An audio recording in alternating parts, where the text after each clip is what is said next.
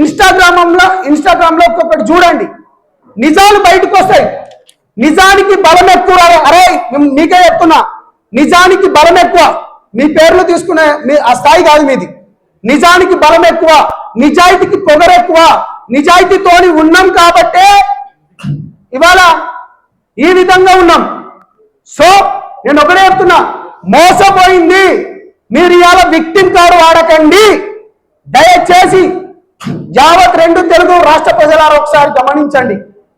కేవలం victim card వాడుతున్నారు.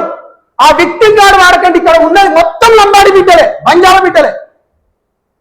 చాలా క్లారిటీగా చేస్తున్నాను. నిజాలు బయటికి రావాలి, బాధితులకు న్యాయం చేయాలి. ఓవర్ టు తమ్ముడు. వీళ్ళని మాట్లాడతాను అంటే అన్న వాళ్ళ